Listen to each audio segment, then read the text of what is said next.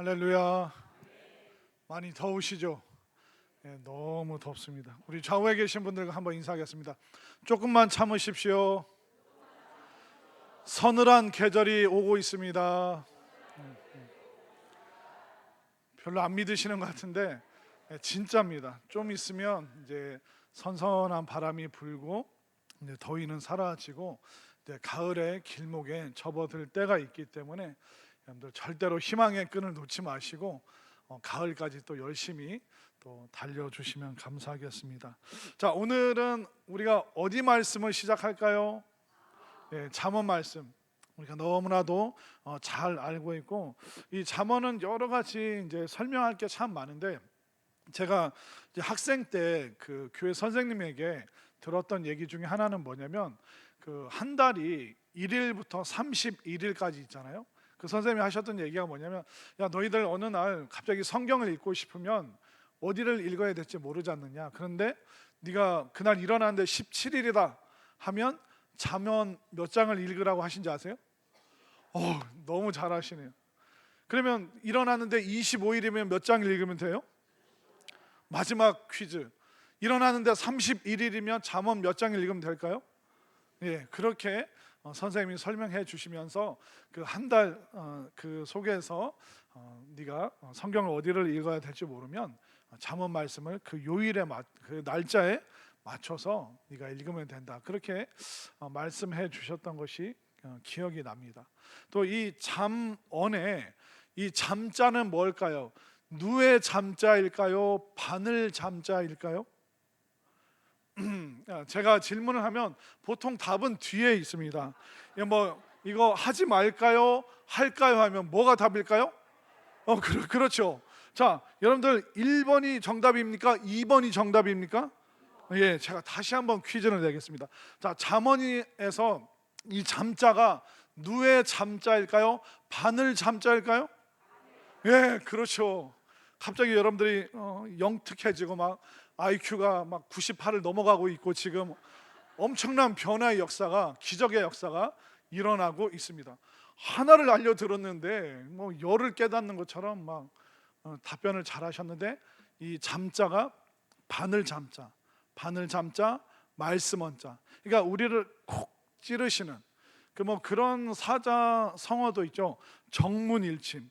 그러니까 머리 정수리에 탁 그 머리의 문에 침을 딱 찌른다. 그러니까 사람이 번쩍 정신을 차리게 해줄 때 정문일침이라고 하는데, 그 잠언이 바로 바늘 같은, 그러니까 우리가 정신없이 이리저리 헤매고 또 인생의 가치관과 방향이 뭔지 모를 때 이 잠언 말씀이 탁, 여러분들 바늘에 찔려 보셨어요? 얼마나 깜짝 놀랍니까? 혹시 이 잠언 말씀 바늘 잠자가 이게 이 말씀이 나를 콕 찌른다, 이게 이해 안 되시는 분들은 박찬호 목사님이랑 이동훈 목사님 이따 바늘 굵은 거 가지고 나가는 사람들 한 번씩 다 여기 주사 놓듯이 찔러주세요. 이게 말씀이 나를 찌르는 거구나. 그러니까 하나님께서 우리의 잠든 영혼을 깨우시기 위해서 주시는 그 삶의 말씀이 바로 잠언의 말씀입니다. 그럼 이 잠언의 거대한 주제는 뭘까요? 지혜입니다. 지혜. 여러분들은 어리석게 살고 싶으세요? 지혜롭게 살고 싶으세요? 너무 여러분들이 정답을 잘 찾아주셔서 너무 감사합니다.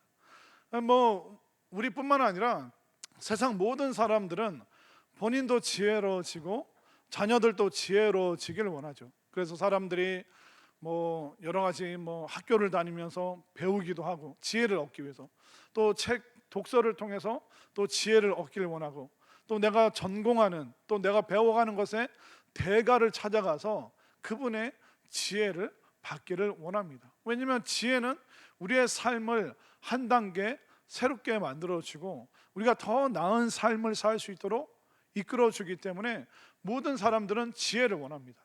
그러면 이 지혜의 통로가 어디냐? 지혜가 무엇을 통해서 우리에게 주어지는가? 지혜가 도대체 어디서부터 우리에게 오는가? 거기에 대한 모든 설명이 바로 이 잠언 말씀에 담겨 있기 때문에 앞으로 우리 수요 예배 때 이 잠언 말씀을 우리가 들어가면서 갑자기 내 정신이 팍 깨우쳐지는, 그리고 잠들었던 내 영혼이 정말 바늘에 팍 그 영혼이 찔리는 것처럼 다시 한번 여러분들 삶 속에서 새로운 깨달음과 또 변화의 역사, 또 축복과 그 구원의 은혜가 넘치는 이 시간들 될 수 있기를 바랍니다. 자, 그러면 바로 본문으로 들어가 보겠습니다. 자, 1절 말씀을 한번 볼까요? 자, 1절 소개를 하고 있습니다. 1절 읽습니다. 시작. 다윗의 아들 이스라엘 왕 솔로몬의 잠언이라. 자, 솔로몬의 잠언입니다라고 설명하면 되는데, 다윗의 아들 이스라엘의 왕 솔로몬의 잠언이다. 그러니까 이 솔로몬에 대한 이 수식어가 굉장히 많죠.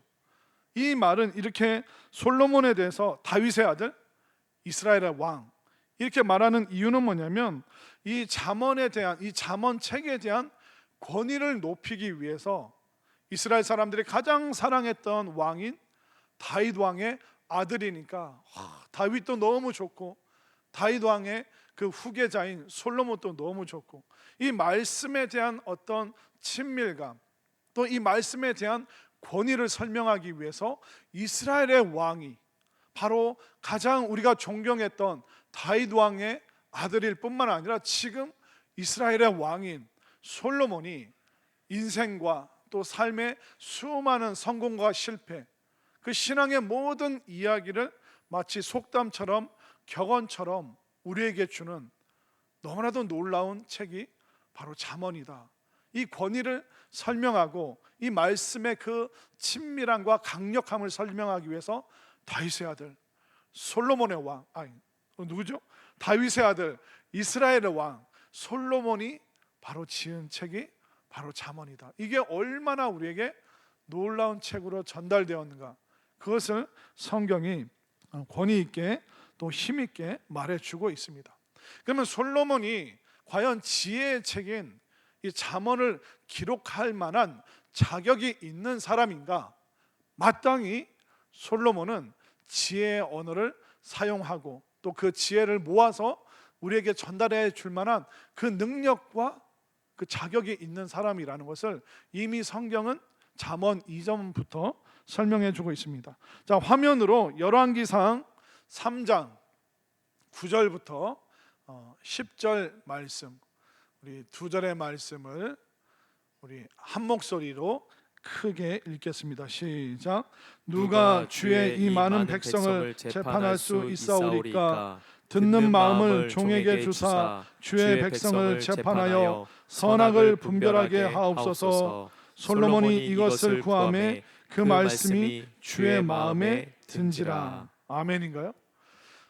솔로몬이 그 성전을 완공하고 나서 하나님께 1,000번제를 드렸습니다. 한 번에 1,000마리의 제물을 하나님께 드렸습니다. 그 제물을 흠양하시고 하나님께서 너무 기쁘셔서 솔로몬의 꿈에 나오셨습니다. 만약 하나님께서 여러분들 꿈에 나와서 아무개야, 내가 너의 예배를 너무 기쁘게 받았다, 소원이 무엇이냐? 그럼 여러분들은 뭐라고 해요? 하나님, 강남 아파트 한 채요. 하나님, 나 그냥 소박하게 100억만 주시면, 100원이 아니 하나님 100원이 아니라 100억만 주시면 소박하게. 하나님, 그거 하나님한테 아무것도 아니잖아요. 저 조금만 주세요. 우리는 그렇게 구할 텐데, 솔로몬 부귀영화도 아니고 뭐 100살 150살까지 장수하게 해주십시오가 아니라 솔로몬은 하나님 앞에 9절에 고백을 했습니다. 하나님, 나에게 듣는 마음을 주십시오. 내가 하나님의 말씀을 듣는 마음 주셔서 그 마음 가지고 내가 재판을 할 때 선악을 분별할 수 있도록, 선을 악이라고 말하지 않고 악을 선이라고 말하는 그런 어리석은 판단을 내리지 않도록 하나님의 말씀을 내가 잘 경청하는 마음 주시고, 하나님의 말씀을 경청해서 내가 이제 선과 악을, 나쁜 사람과 좋은 사람, 버려야 될 사람, 상조해야 될 사람, 그 상황을 잘 분별할 수 있는 선악을 깨닫는 마음을 나에게 주십시오. 그러니까 솔로몬은 하나님 앞에 그 부귀영화 장수가 아니라 하나님, 나에게 지혜를 주십시오. 지혜의 말씀을 듣는 마음, 또 그것을 듣고 지혜롭게 판단할 수 있는 지혜의 마음을 주십시오. 그게 하나님 마음에 너무 흡족하셨기 때문에 하나님께서 지혜뿐만 아니라 부귀 영화와 장수와 또 땅에서 누릴 수 있는 모든 축복을 솔로몬에게 약속을 하셨던 것입니다. 그렇기 때문에 이 솔로몬은 이미 과거부터 이 이스라엘 백성들에게 잠언, 마치 인생의 그 놀라운 그 깨달음을 전해줄 수 있는 그 지혜의 사람이라는 것을 이미 역대상에서 말하고 있고, 또 솔로몬이 얼마나 권위가 있는 사람인가, 다윗의 후계자일 뿐만 아니라 이스라엘의 왕으로서 정말 세상을 보는 그 관점으로 우리에게 정말 놀라운 이야기를 해주고 있다. 그러니까 우리가 이 잠언 말씀을 경청해야 되는 이유, 인류 역사상 어떻게 보면 가장 지혜로웠던 그 왕의 이야기, 하나님께서 솔로몬을 통해서 우리에게 주시는 오늘 우리에게 필요한 이 지혜 말씀을 들어가면서 여러분들도 지혜 충만, 은혜 충만, 구원 충만한 그 삶이 될 수 있기를 바랍니다. 자, 이렇게 우리가 지혜를 구해야 되는데, 그런데 우리는 성경을 통해서 지혜를 구하잖아요. 근데 세상 사람들은 뭘 통해서 요즘에 지혜를 얻는지 아세요? 요즘보다 조금 더 앞선 그 시절에는 그 녹색 창이라고 아세요? 인터넷? 이게 뭘까요? 네이버라는 다음 네이버라는 그렇게 딱 검색하는 검색창에 사람들이 물어봤습니다. 근데 요즘에 사람들은 네이버를 많이 볼까요? 유튜브를 많이 볼까요? 지금 벌써 절반은 지금 잃어버렸어요. 지금 네이버인지 유튜브. 제가 아까 말씀드렸잖아요. 뭐라고 그랬어요? 1번이 답이에요, 2번이 답이에요. 처음이 답이에요, 두 번째가 답이에요. 사람들이 요즘에 네이버를 많이 봅니까? 유튜브를 많이 봅니까? 그걸 통해서 요즘 세상 사람들이 지혜를 얻는데, 이렇게 가끔 보면 어떤 인생의 철학과 어떤 인생의 관점을 갖냐면, 요즘 보니까 참 어이가 없는 게 유명 연예인들이 나와가지고 자기들끼리 술 마시면서 인생 얘기를 하는 거예요. 나는 결혼하다가 뭐 이런 일이 있었다, 연애 때는 어땠다, 그리고 누구 배우랑 이렇게 연기를 하면서 어떤 에피소드가 있었다. 그냥 술 마시면서 얼굴 벌게 가지고 그걸 이제 유튜브로 찍어서 그냥 사람들이 그런 걸 보면서 인생 철학을 배우고 누군가의 그 유명한 사람들의 생각을 배우고, 그런 지혜가 얼마나 제한적이고 한계가 있는가. 그러니까 유튜브를 통해서 좋은 내용도 있지만 별로 없는 것 같아요. 그냥 너무 시시콜콜한 이야기들, 신변 잡기들, 우리 인생의 한계를 돌파하게 하는 그 내용들은 유튜브에 거의 없습니다. 그렇기 때문에 지혜의 통로가 무엇이냐? 유튜브는 어떻게 보면 우리가 시간을 때우는, 시간을 보내는 수단이지 그것을 통해서 지혜가 오는 것이 아닙니다. 네이버에 여러 가지를 검색을 하지만 그런 네이버를 통해서도 지혜가 오는 것이 아니라 지식, 아주 간편한 어떤 답변들을 얻을 수는 있어도 인생의 한계를 돌파할 수 있는 그 지혜는 오직 하나님의 말씀을 통해서, 성경을 통해서 참된 지혜, 우리를 구원에 이르게 하고 천국까지 인도하고 또 이 땅에서 우리가 복된 인생 살아갈 수 있도록 하는 그 모든 지혜는 바로 하나님의 말씀을 통해서 우리에게 전달된다는 것을 분명히 믿으시기를 바랍니다. 그러면 이 지혜를 구하는데 성경은 지혜를 원하느냐?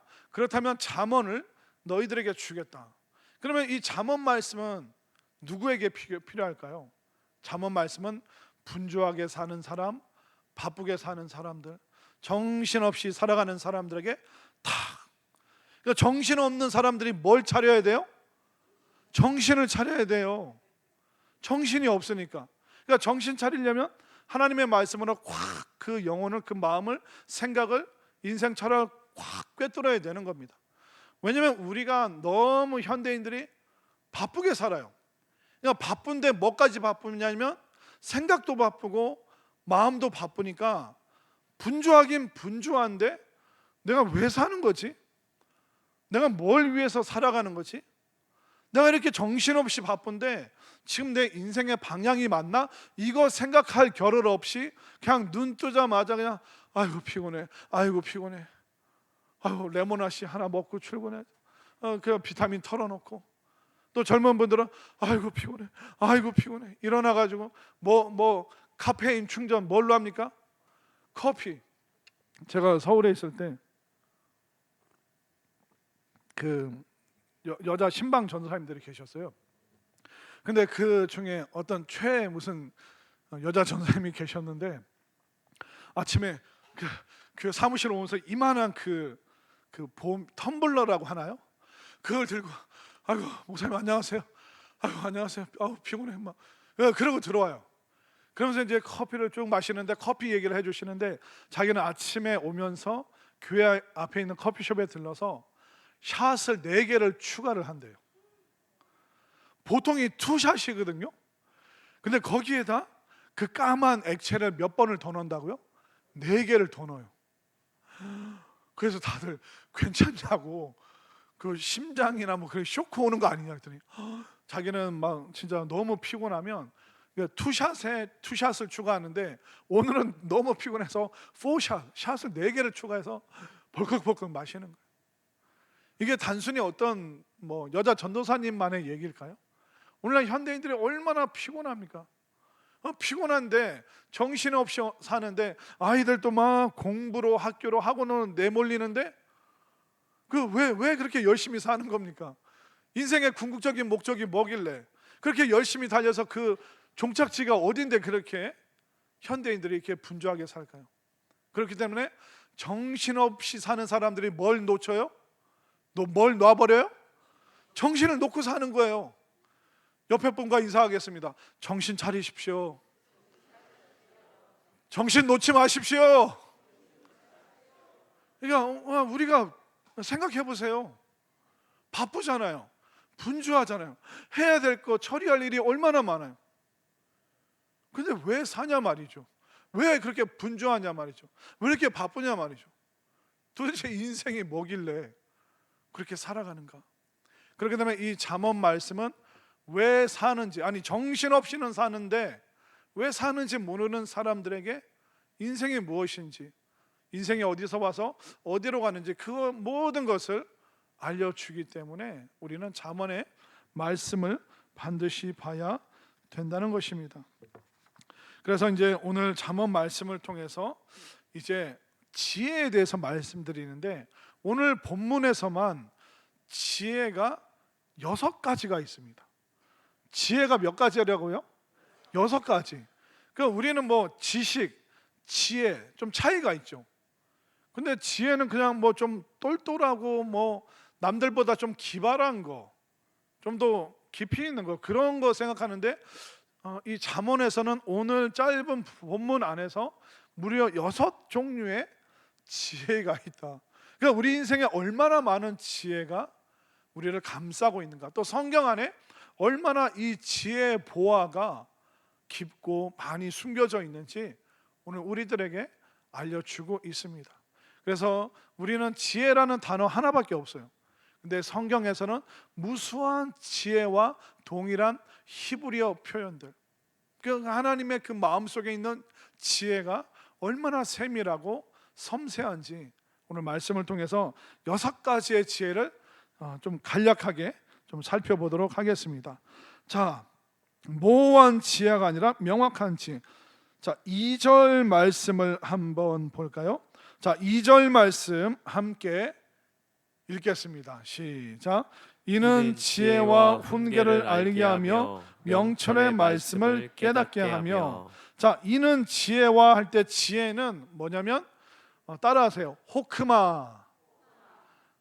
좀 신학을 공부하신 분들, 또 아니면 이렇게 주석책을 보신 분들은 호크마라는 우리나라에서 만든 주석책이 있습니다. 근데 이 호크마가 오늘 본문 2장 2절 첫 번째 나오는 이 지혜의 단어가 바로 호크마라는 단어입니다. 자, 호크마는 뭘 얘기를 할까요? 화면 그 빨간색 글씨까지 쭉 읽어보겠습니다. 시작. 하나님의 뜻 인식, 선악을 분별, 응용 및 적용, 근본적 지혜를 말하고 있습니다. 그러니까 모든 그 지혜의 출발점이 뭐냐면 호크마에 있다는 겁니다. 그러니까 지혜도 그 표면적인 지혜가 있고 근본적인 지혜가 있는데, 가장 근본적인 지혜, 그러니까 그 근본적인 지혜는 뭐냐면 하나님의 뜻 안에 있는 지혜, 그것을 호크마라고 얘기합니다. 그럼 하나님의 뜻 속에, 하나님의 그 마음의 가장 깊은 곳에 숨어 있는 지혜는 뭘까요? 바로 사람이 구원받는 그 지혜. 어떻게 하면 사람이 구원받는가? 어떻게 하면 사람이 하나님과 함께 살아갈 수 있는가? 어떻게 하면 사람이 천국에 이를 수 있는가? 이것은 세상 어디에 가도, 세상 어떤 철학관에 가도 천국에 이르는 지혜를 알려줄 수 없습니다. 여러분들 불교의 뭐 고승들 있잖아요. 뭐 앉아서 몇 년, 면벽 수련, 계룡산에서 몇 년, 대둔산에서 뭐 하여튼 무슨 산인지 모르겠는데, 하여튼 뭐 옛날에 그런 표현들 많았잖아요. 입산수도 몇 년. 그런 사람들이 우주의 신비를 깨달았다고 하는데, 그 고승들에게 아니면 그 도사들에게 물어보십시오. 천국에 이르는 지혜는 무엇입니까? 그러면 그분들이 어떻게 하는지 아세요? 막 여러분들한테 소금 뿌릴 거예요. 쓸데없는 거 물어본다고. 내가 알 수도 없는 거 물어본다고.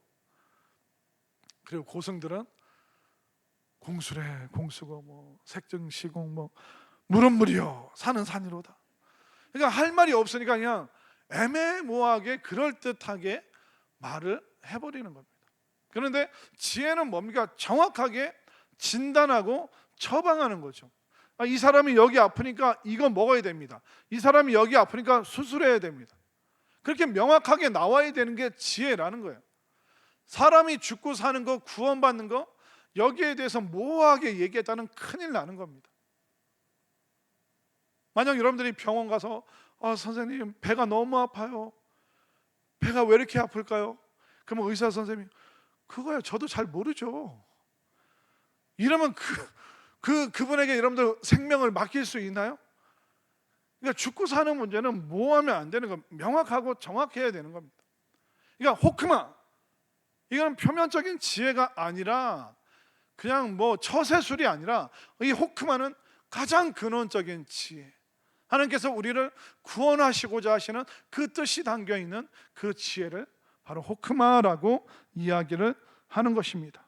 그러면 이 호크마 지혜가 뭐라고 또 표현이 되냐면, 자, 화면으로 잠언 9장 10절 말씀을 한번 볼까요?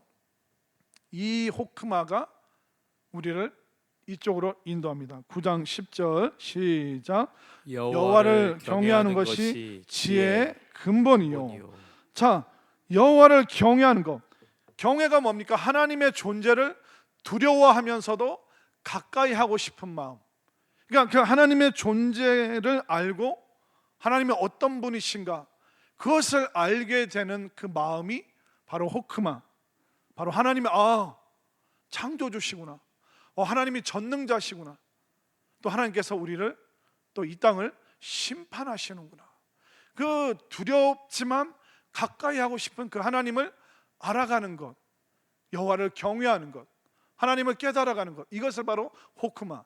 그 하나님을 경외하다 보니 나에게 구원이 주어지고, 그 하나님을 믿다 보니 천국이 나에게 주어지고, 그래서 우리를 구원에 이르게 하는 그 지혜, 세상이 없는 가장 인생의 근본적인 지혜를 바로 호크마라고 이야기를 하고 있습니다. 이 구원에 이르는 지혜, 바로 그 믿음의 지혜를 우리 모두가 힘있게 소유할 수 있게 되기를 바랍니다.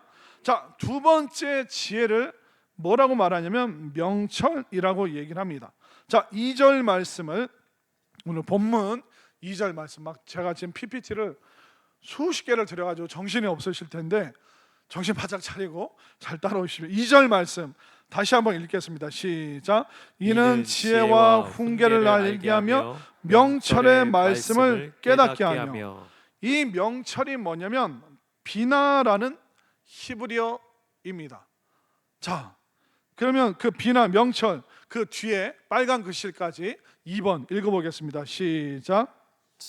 이해를 바탕으로 관계를 파악, 분별, 통찰적 지혜. 그러니까 우리가 하나님을 따라가고 하나님의 말씀을 들으면 그 말씀을 통해서 첫 번째는 호크마가 오는 거예요.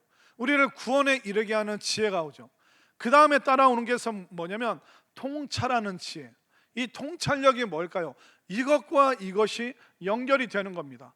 과거와 미래가 연결이 되고, 현재를 통해서 과거와 미래를 다시 한번 살펴보고, 구약 말씀과 신약 말씀이 예수 그리스도를 통해서 연결이 되는구나. 그렇게 되면 이 통찰이라는 것은 서로 연결되면서 새로운 사실을 우리가 깨달을 때 바로 명철, 비나라는 표현을 쓰는 것입니다. 자, 그러면 좀 더 구체적으로 시편 119편 99절 말씀, 함께 읽겠습니다. 시작. 내가 주의 증거들을 늘 읊조림으로 나의 명철함이 나의 모든 스승보다 나으며. 자, 결국 구원에 이르게 하는 호크마 지혜, 하나님의 말씀을 통해서 오죠. 그러면 우리가 이것과 저것을 연결하는 통찰력이 어디서 온다고 말하고 있습니까? 주의 증거들을 읊조림으로. 그러니까 하나님의 말씀을 계속 읊조리니까 나에게 비나 명철이 나에게 주어져서 내 이전의 모든 스승보다 나를 더 뛰어나게 만들어 주십니다. 우리가 이 상황과 상황이 연결되면서 그 사람이 했던 말이 이런 뜻이 있구나. 우리 인생이 이렇게 나아가는 거구나.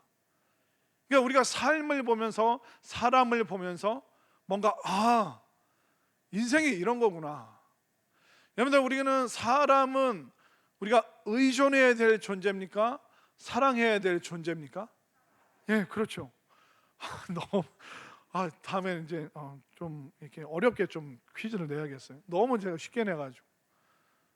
그냥 우리가 사람과 살아가면서 어느 순간 탁 깨닫는 거예요. 그렇구나. 사람은 그냥 사랑해주고 이해해줘야지. 저 사람은 절대로 나를 배신하지 않을 거야. 저 사람은 늘 나에 대해서 좋은 얘기를 해줄 거야. 저 사람은 평생 나와 함께 갈 거야. 그렇게 생각했는데 어느 순간 그 생각들이 산산조각 날 때 다 이제 연결이 되는 거죠. 사람이 그런 존재구나. 사람에 대해서 이해를 하게 되는. 그리고 더불어 나도 또 그런 존재이구나. 그러면서 우리가 사람에 대해서, 인생에 대해 새로운 통찰들이 생길 때 그것을 명철, 비나라고 이야기를 하고 있는 것입니다. 그렇기 때문에 지금 여러분들의 뭔가 좀 복잡하다, 이 상황들은 이렇게 막 얽혀 있는데 이거 어떻게 풀어야 될지 모르겠다. 그럴 때 여러분들이 명철, 하나님 나에게 명철, 통찰력을 주셔서 이 얽힌 상황 속에서 해결점을, 이 막힌 상황, 얽힌 상황을 돌파할 수 있는 명철함을 나에게 주십시오. 아마 여러분들이 친인척 관계 속에서도 그런 일이 생길 테고, 여러분들 일터, 직장에서도 그런 복잡한 문제, 법적인 문제도 생길 테고, 서로 감정적인 문제도 생길 테고, 서운한 것도 있고, 이 사람은 아는데 이 사람이 모르는, 근데 누군가에게 말해줄 수 없는 그런 일들, 그런 복잡한 일이 있을 때 하나님 나에게 명철을 주셔서 통찰력 있게 이것을 해결하고 뚫고 나갈 수 있는 지혜, 바로 명철의 지혜를 나에게 주십시오. 여러분들 그렇게 기도하시기를 바랍니다. 근데 이 명철도 읊조리는 말씀, 이 명철도 결국 하나님의 말씀을 통해서 우리에게 오기 때문에 여러분들 성경 말씀을 꽉 붙잡으시기를 바랍니다. 자, 그래서 이제 제가 하나님께 이제 명철, 어떤 상황을 돌파하는 마음을 주십시오 하는데, 최근에 이제 저에게 가슴에 사무치는 또 통찰을 주는 성경 말씀이 시편 말씀입니다. 시편 107편 20절 말씀을 한번, 제 개인적인 요즘 주시는 통찰의 말씀입니다. 함께 읽습니다. 시작. 그가 그의 말씀을 보내어 그들을 고치시고 위험한 지경에서 건져내시는도다. 아멘인가요? 네, 여러분들 필요하신 분은 이 말씀 지금 적어가세요. 여러분들, 우리를 치료하시고 우리를 위험한 상황에서 건져주시는 게 어디서 온다고요? 그의 말씀. 하나님께서 마치 사람을 보내듯이, 해결사를 보내듯이 우리 육신에 해결되지 않는 그 문제, 그의 말씀을 보내서 우리 육신의 문제 해결해 주시는 줄 믿으시길 바랍니다. 우리가 어려운 상황이 있잖아요. 그 상황을 해결할 수 있는 해결사 같은 그 말씀을 여러분들에게 주시는 줄 믿습니다. 그래서 계속 이 말씀을 붙잡고 기도하면서 깨닫는 게 뭐냐면, 하나님께서 올 한 해 우리에게 많은 치유를 주시고 또 우리의 삶의 환경을 변화시켜 주시겠다, 이 확신이 들어오고, 이 말씀을 통해서 결국 말씀을 끊임없이 보내서 우리 인생의 문제를 받는구나. 그 말씀을 보내면 이걸 누군가는 받아야 되잖아요. 이 말씀을 누가 받으시겠습니까? 내가 받겠습니다. 여러분들 한 사람 한 사람이 하나님께서 그 말씀을 보내어 우리를 고치시고 그 말씀을 보내서 우리를 위험한 지경에서 구하시기 때문에 여러분들 말씀을 사모함으로 그 말씀을 통해서 통찰력이 여러분들에게 생겨날 수 있기를 바랍니다. 세 번째 지혜의 말씀은 뭘까요? 3절 말씀으로 가볼까요? 오늘 본문 3절 말씀 읽습니다. 시작. 지혜롭게, 공의롭게, 정의롭게, 정직하게 행할 일에 대하여 훈계를 받게 하시며. 이게 지금 요 번역은 원어 번역이랑 조금 다릅니다. 그래서 원래 원문 번역이 세 번역이 잘 돼 있는데, 세 번역 버전으로 한번 보여주시겠습니까? 세 번역 우리가 다시 한번 읽습니다. 시작. 정의와 공평과 정직을 지혜롭게 실행하도록 훈계를 받게 하며. 여기서 정의, 공평, 정직을 행할 수 있는 지혜라는 단어가 나오는데, 이 지혜가 뭐냐면 세 번째로 샤칼이라는 단어입니다. 제가 나왔다가 그렇죠. 이게 나와있죠. 세 번째, 정의와 공평과 정직을 실행할 수 있는 지혜를 히브리어로 세 번째로 뭐라고 한다고요?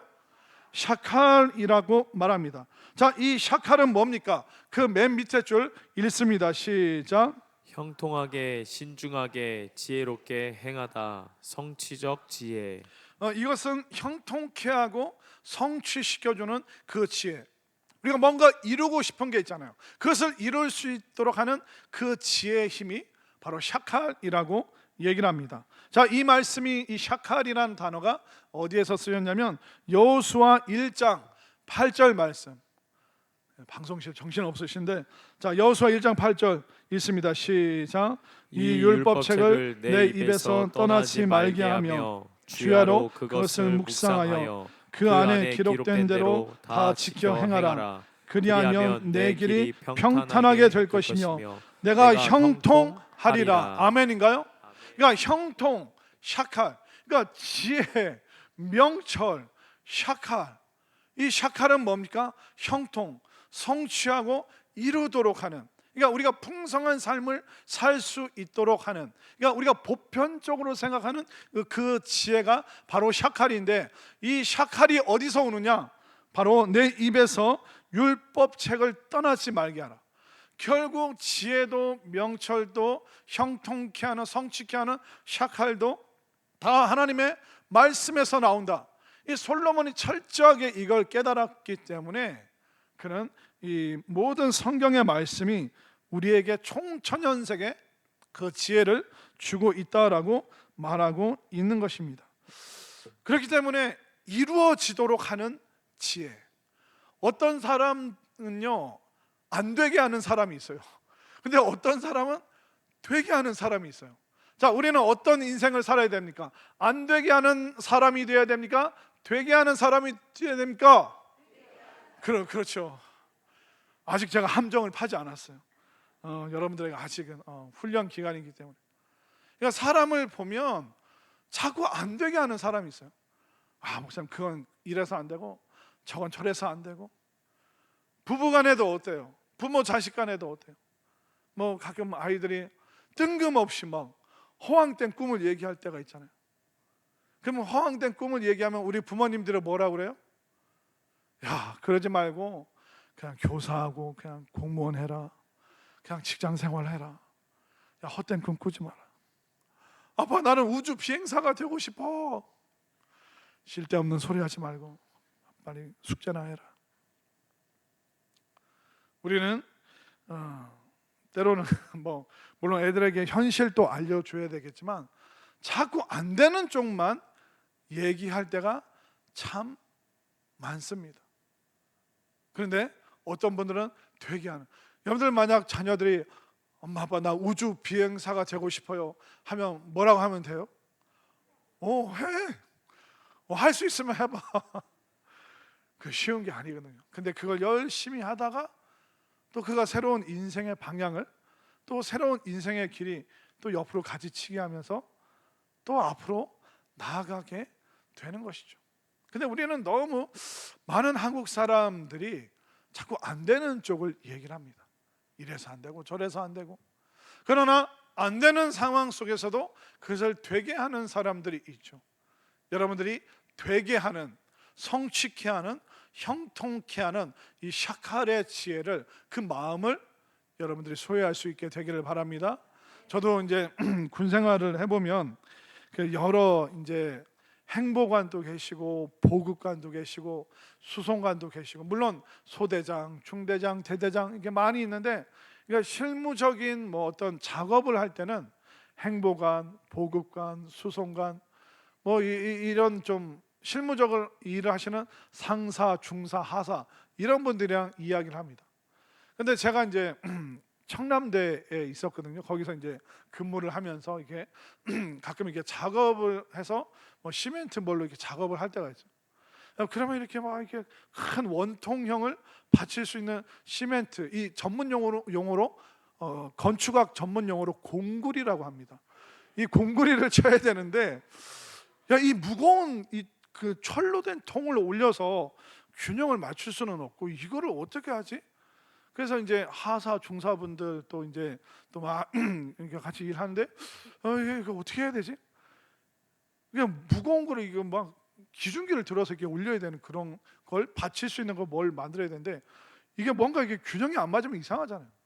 그래서 고민하고 있는데 행보관이 이렇게 원사, 나이도 지긋한 분이 이렇게 배를 내밀고 뒷짐지고 와서 뭐야 그래 그래 뭐 이거 막 취임새를 내면서 그래 그러면 이렇게 하고 너 뭐 가져오고, 야 스티로폼이랑 뭐 나무 막대기 좀 가져 하면서 이거 그 원통형의 그 끝에를 똑같이 사이즈를 잘라가지고 만들어가서 이렇게 하고, 이거 전문용어로 뭐라고요? 공구리. 이렇게 치면 된다고 이게 다 알려줬는데, 이게 우리가 큰 철을 어떻게 들 수가 없는데 어떡하지? 그래서 가벼운 스티로폼을 이렇게 하고 그럼 한 일주일이면 되겠네 하고 이제 가시더라고요. 그러니까 우리는 이거 안 된다, 못 한다. 이거 뭐 이렇게 뭐라고 하죠? 이렇게 건축을 도와주는 그 군인들 뭐라고 하죠? 권사님 군대 안 갔다 오셨어요? 그 지원하는 그런 병사들, 그런 막 큰 중장비 가지고 와야 된다 하는데, 그분 얘기 들으니까 이게 어려운 일이 아니더라고요. 우리는 자꾸 안 되는 쪽으로 우리 못해요, 안 되는데 그분이 오니까 일이 되더라고요. 그러니까 일이 되게 하는 그 마음, 그 생각을 뭐라고 한다고요? 샤칼, 성취하고 이루게 하고 형통케 하고. 이 마음이 있다면 안 되는 일도 되게 하는 사람이 된다면 모든 사람이 그 사람이 올 때마다 환영하겠죠. 근데 늘 부정적이고 안 된다는 얘기를 하는 사람이 딱 등장하는 순간 사람들이 어떻게 해요? 다 흩어져 버립니다.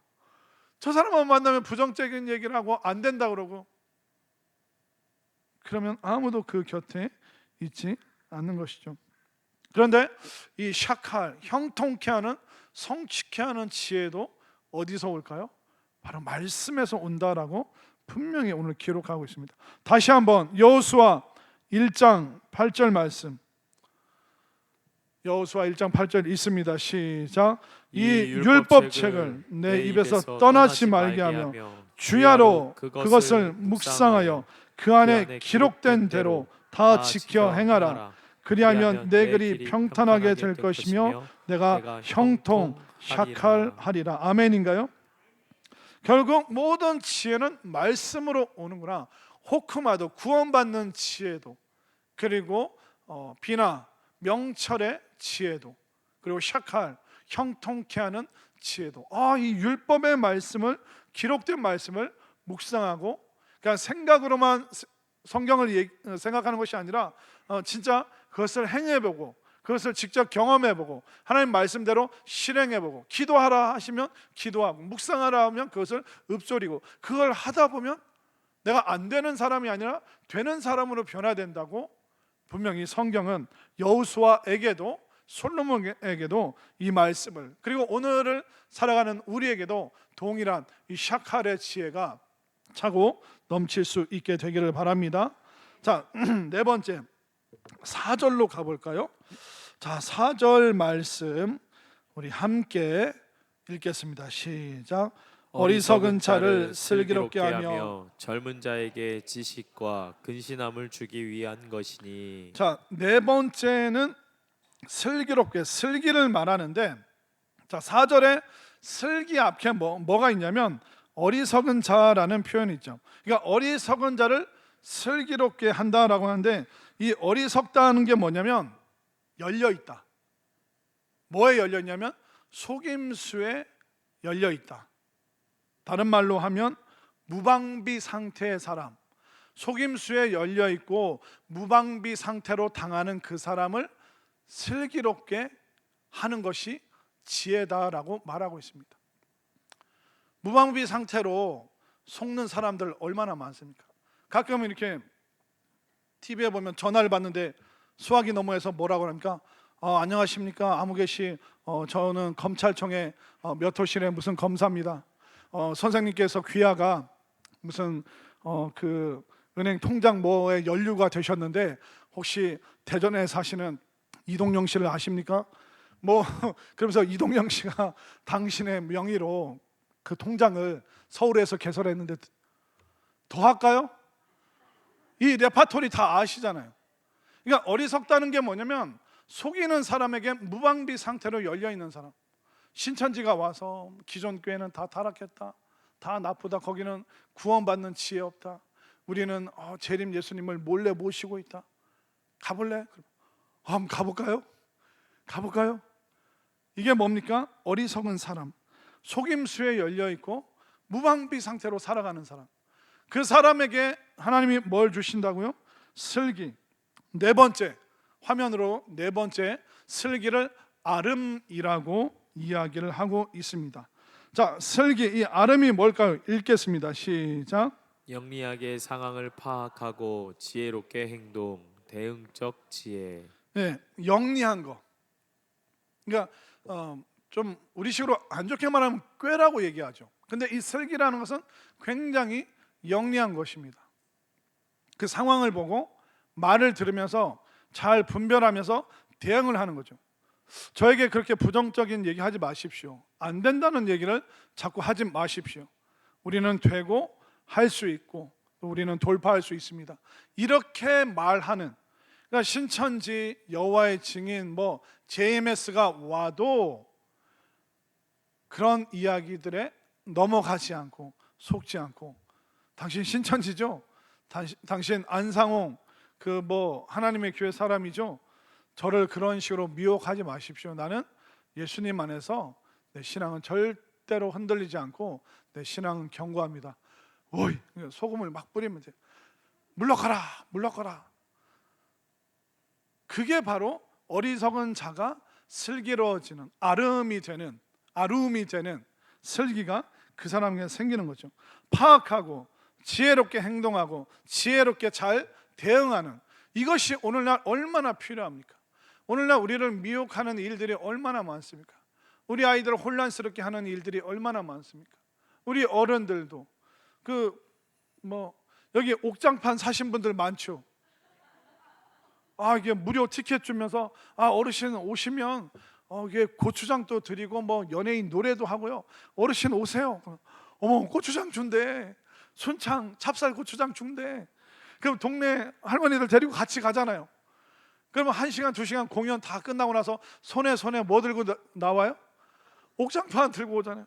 그 옥장판 그 일주일 사용해 보세요. 옥 그 다 떨어져요. 툭툭툭. 진짜. 그러니까 우리가 어른이어도 무방비 상태로 이 슬기가 없으면 그냥 무방비 상태로 그냥 모든 것을 다 내어줄 때가 참 많습니다. 우리 동네 재개발하니까 이게 도장 다 찍어주세요. 그럼 그 내용 모르면서 그냥 덥석덥석 막 찍어주면 안 됩니다. 또 여러분들의 아들 딸들이 와서 첫째 아니면 막내, 제가 막내인데 와가지고 그럴 거예요. 엄마 아파트 명의 내 앞으로 해주면 내가 잘할게. 이거에 무방비 상태로 열려 있으면 돼요, 안 돼요? 절대로 안 됩니다. 절대로. 그런 연락이 오면 저한테 빨리 전화하세요. 목사님 이게 도장 찍어야 돼요, 말아야 돼요? 절대로 안 됩니다. 그냥 못 들은 척. 그래? 그러면 형제들 다 모아라. 네 오빠도 오라고 하고, 네 형도 오라고 그러고 다 오라고 그래. 그게 아룸, 슬기. 이게 지혜롭게 대처를 하는 거죠. 안 그랬다는 형제 자매들이 평생 원수로 얼굴도 안 봅니다. 그 돈 때문에. 슬기가 우리에게 얼마나 필요합니까? 그럼 잠언 14장 15절에서는 이 말씀을 뭐라고 표현하고 있을까요? 자, 잠언 14장 15절 읽습니다. 시작.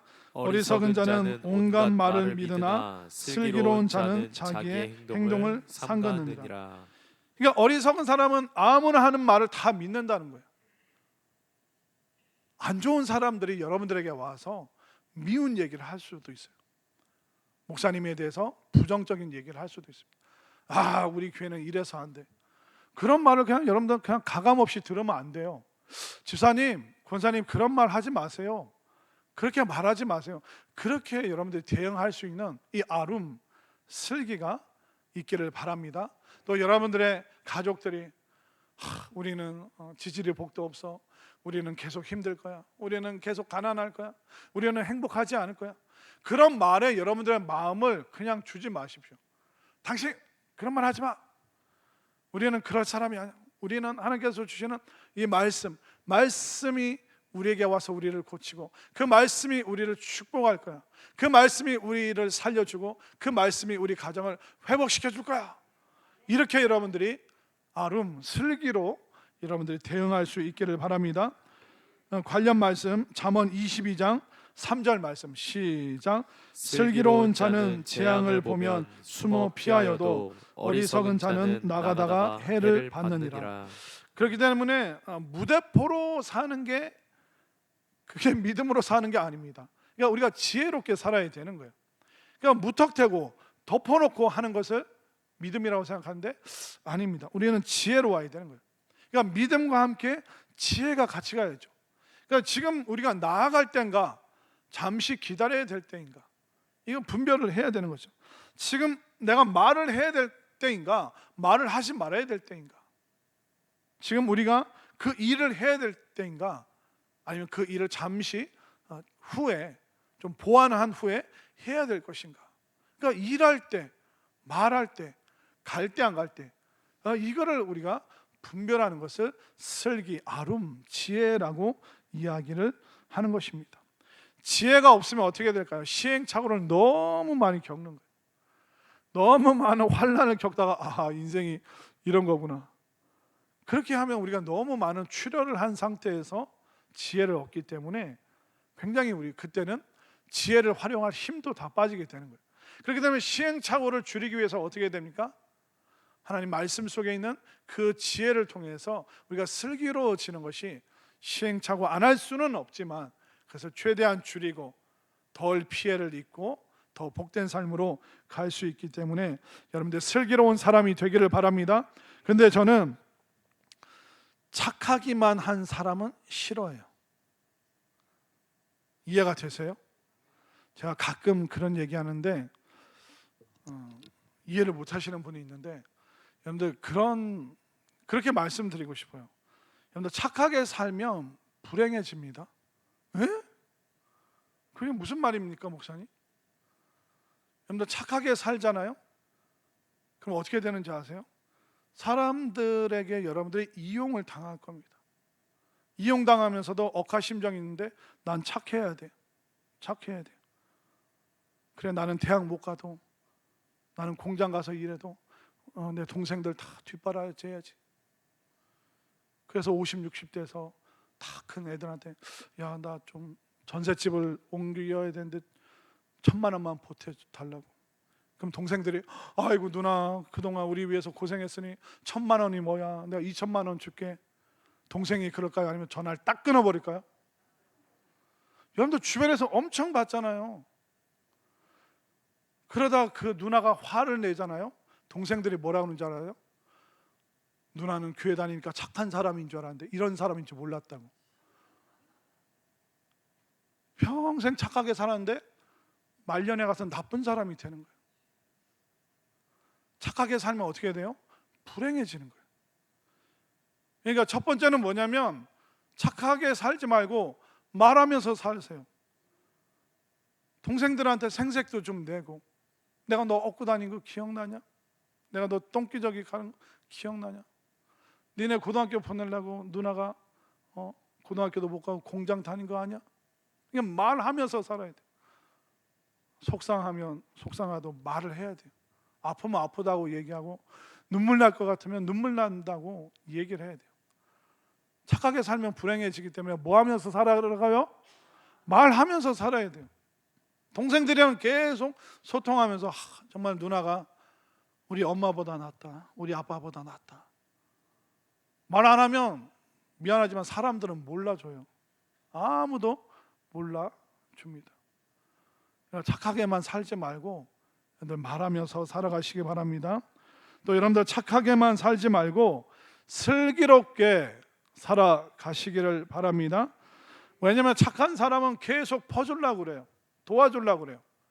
근데 어디까지 도와줘야 되고 얼마만큼 도와줘야 될지 모르니까 자기 가족들이 위태할 정도까지 남을 도와줍니다. 여러분들 성경에 보증 서지 말라는 얘기가 있어요. 근데 여러분들 어떻게 했습니까? 여러분들 아버지 세대 때 어떻게 했습니까? 성경에 다 나와 있어요. 근데 우리는 내가 착한 사람이 되어야 되니까, 그 사람이랑 이거 도와주는 저 사람이랑 관계가 개선될 것 같으니까, 나한테 더 잘해줄 거라고 생각하니까 우리 가족들을 위험에 빠뜨리면서까지도 착하게 살려고 해요. 그거는 착한 게 아니라 슬기롭지 않은 사람, 어리석은 사람, 무방비 상태로 내 가족들을 위험에 노출시키는 거예요. 보증 서달라고 하면 어떻게 돼요?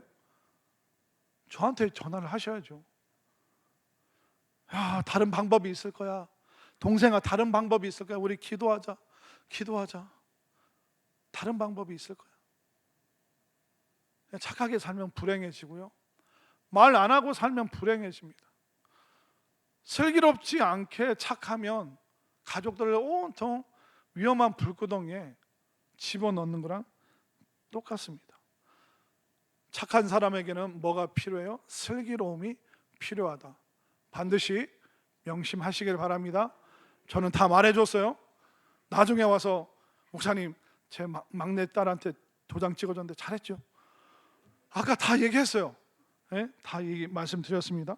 자, 이것이 바로 아룸, 슬기. 어리석은 우리에게 채워야 될 게 뭔가 슬기. 착하게 살면 안 되고 거기에 슬기로움이 더해져야 된다. 자, 그러면 아이고 5번째 짧게 한다고 하는데도, 자 4절 후반절을 볼까요? 어리석은 자를 슬기롭게 하며 젊은 자에게 무엇과? 지식과. 지식을 말하는 게 뭐냐면 다아트라고 합니다. 한번 볼까요? 자, 5번째 PPT. 자, 다아트, 지식 읽습니다. 시작. 경험하여 아는 지혜, 경험적 지혜. 예. 성경에 보면 야다라는 말이 나오죠. 아담과 하와, 아담이 하와를 알아갈 때 야다, 경험적으로 같이 살아가면서 알아가는 것을 야다라고 하는데, 그 야다가 바로 다하트라는 말과 연결이 됩니다. 그러니까 그 지혜라는 것은 지식에서 오는 부분들인데, 이 지식, 다하트라는 지식은 뭐냐? 바로 경험적인 지혜, 내가 경험을 해서 아는 지혜. 그러니까 실패와 좌절, 그것을 성경은 자꾸 경험해라 그렇게 말하지 않습니다. 하나님을 경험해라 라고 말합니다. 자, 호세아 4장 6절 말씀, 호세아 4장 6절 말씀 읽습니다. 시작. 내 백성이 지식 다하트가 없으므로 망하는도다. 그러니까 호세아서 쓴 지식이 머리 똑똑한 거, 성경에 대한 그 암송, 그걸 말하는 것이 아닙니다. 내 백성이 다트가 없으므로 망하는도다. 하나님에 대한 경험적 지식이 없으므로 망하는도다. 오늘날 이것이 우리의 현실입니다. 그러니까 하나님 경험하지 못한 지혜가 얼마나 위험한 것인가. 하나님이 계시되 믿으면 천국 간대, 주일날은 교회를 가야 돼. 이것이 몸소 체험되지 않는 상태에서 단순한 표면적인 신앙의 지식만 자식들에게 전수되는 것이 제일 위험한 것입니다. 그러니까 나는 모태신앙이에요. 근데 그 모태신앙이 해야 될 게 뭡니까? 경험적인 지혜, 하나님을 체험하고 성령을 체험하고 기적을 체험하고 치유를 체험하고 축복을 체험하고, 그러니까 그 살아계신 하나님을 경험하는 지혜가 없으면 우리는 신앙 전수를 한 게 아니게 된다. 그 이유가 바로 호세아 4장 6절, 또 오늘 본문 잠언 1장 4절. 그러니까 하나님에 대한 경험적인 지혜가 없이는 우리는 참다운 지혜를 얻는 것이 아니다라고 말하고 있습니다. 여러분들, 그러면 우리가 세상의 거 다 경험합니까? 다 경험할 수 있습니까? 시간과 공간의 제약이 있는데, 그러면 하나님에 대한 그 경험적인 지혜를 어디서 얻을 수 있을까요? 성경 말씀. 여러분들, 요셉이 감옥에 갔다 왔잖아요. 근데 요셉처럼 살고 싶어서 여러분들 감옥 가실 거예요? 그랬다가 못 풀려나면 어떻게 하실 겁니까? 그러니까 감옥을 가지 않아도 요셉을 보면서 그 삶이 어떠했을까? 또 내가 정처 없이 떠돌아다니는 인생인데 그 인생이 아브라함에게 다 나와 있습니다. 또 전쟁을 경험해야 되는 그 상황입니다. 그럼 여호수아, 다윗, 매일 전쟁을 치른 사람들입니다. 그러니까 전쟁 통해서 우리가 경험할 수 있는 하나님에 대한 지혜가 성경 인물들, 결국 성경 말씀을 통해서 다아트, 하나님도 우리가 체험할 수 있기 때문에 결국 다시 한번 여러분들이 성경 말씀을 붙잡고 그 말씀대로 살았던 믿음의 사람들을 여러분들이 함께 따라가면서 이 경험적인 지혜가 충만하기를 바랍니다.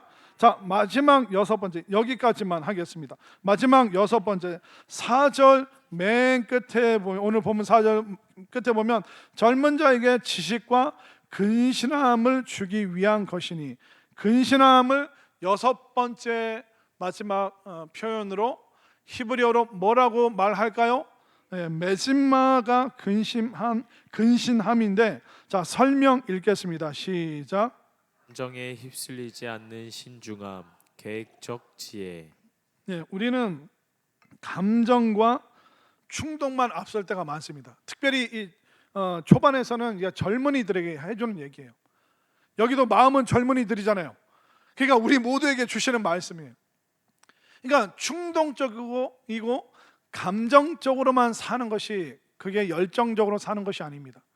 오늘 성경은 메심마, 근신함, 감정에 휩쓸리지 않는 신중하고 또 계획적인 그 지혜가 우리에게 필요하다라고 말합니다. 여러분들 이렇게 성도님들이나 청년들 중에 은혜 받으면, 목사님 제가 선교사로 가겠습니다, 제일 힘든 아프리카 선교사로 가겠습니다. 그 열정과 그 은혜의 충동이 너무나도 놀랍죠. 근데 여러분들, 선교사는 그냥 가겠습니다 하고 그냥 가면 될까요? 그렇지가 않습니다. 준비해야 될 게 많아요. 가장 첫 번째가 뭘까요? 언어. 아프리카 갔는데 밥 좀 주세요. 그 아프리카 말로 뭐라고 합니까? 시작. 아무도 모르세요? 외국어 그 정도는 하셔야 되죠. 그래서 여러분들, 아프리카 가서 먹을 거 좀 주세요를 이렇게 하시면 돼요. 잘 들으세요? 이거는요, 유럽에서도 통하고 남미에서도 통해요. 한번 따라오고 싶은 사람만 따라하세요. 그럼 살 수 있어요. 이따 나가서 공원 가서 이렇게 돌아다니는 사람들한테 이렇게 해보세요. 그럼 뭐라도 줄 거예요. 여러분들, 그 선교사가 되기 위해서는 내 마음이 막 앞서가요. 아무 계획이 없어요. 그냥 가고 싶어요. 근데 언어를 우선 배워야 돼요. 그리고 나를 위해서 중보 기도해 줄 중보 기도자를 찾아야 돼요. 그리고 가서 먹고 살아야죠. 그 나를 후원해 줄 후원자가 필요합니다. 그리고 선교사가 되기 위해서는 여러 문화적인 훈련, 그러니까 문화 인류학이라고 하거든요. 나라는 사람이 생소한 문화에 들어가는데 그 문화에 대해서 가서 실수를 하면 안 됩니다. 아프리카 사람들은 자, 내일 아침 10시에 우리 공사할게요. 인부들에게 다 약속을 받습니다. 아침 10시에 오라고 하면 아프리카 사람들 몇 시에 올까요?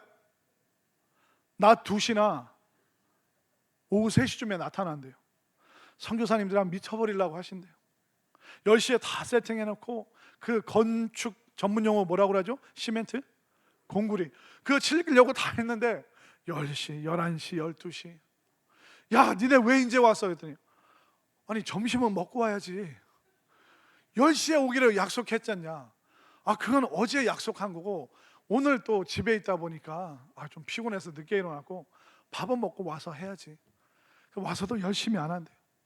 근데 우리는 빨리 그러니까 이 문화 인류학을 모르면 가서 거대한 실패와 좌절과 실망과 분노밖에 안 차는 거예요.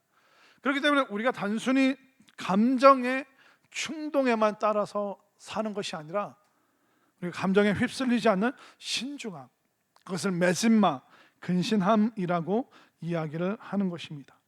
우리가 수많은 감정이 일렁거리죠.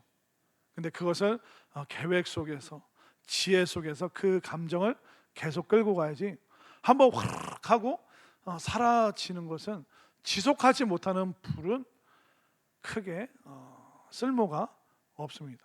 여러분들 폭죽으로 라면 끓일 수 있나요? 폭죽 그 불로 못 끓입니다. 근데 은은한 군불을 떼거나 캠파이어 그 장작불을 떼거나 그 정도로 지속이 돼야지 라면이라도 끓이죠. 그냥 팍 스파크로는 그 어떤 것도 끓이지 못하고 앞길을 비출 수가 없는 것입니다. 팍 순간 나 이렇게 할 거야. 하루 이틀은 할 수 있겠죠. 그러나 그 열정이 지속되기 위해서는 지혜가 필요하다. 그 충동을 잘 컨트롤할 수 있는 바로 계획적인 지혜가 우리에게 필요하다는 것. 잠언을 보면서 우리는 계속 지혜를 배워갈 것입니다. 하나님께서는 단순히 지식을 많이 쌓아서 그냥 돈 많이 버는 지혜, 그것만 우리는 원합니다. 우리는 내 소유만 좀 많아지면 좋겠다, 그걸 지혜라고 생각합니다. 근데 지혜는 그 수준이 아닙니다. 오늘 잠깐만 봐도 하나님의 지혜는 무려 6가지로 표현되고 있습니다. 더 많습니다. 이 하나님의 이 지혜의 세계가 얼마나 넓고 깊고 높은지 우리가 잠언 말씀을 배워가면서 그 예수님의 그 지혜, 예수님의 그 말씀의 지혜, 그 은혜의 지혜, 또 사람들을 이끄시는 그 지혜, 정말 이 말씀을 통해서 주님께서 인도하시는 그 놀라운 축복의 그 어마어마한 그 지혜의 세계로 나아가면서 여러분들 인생의 한계를 돌파할 수 있는 축복이 잠언 말씀을 통해서 여러분들 삶 속에 충만하게 가득하게 되기를 간절히 소망합니다.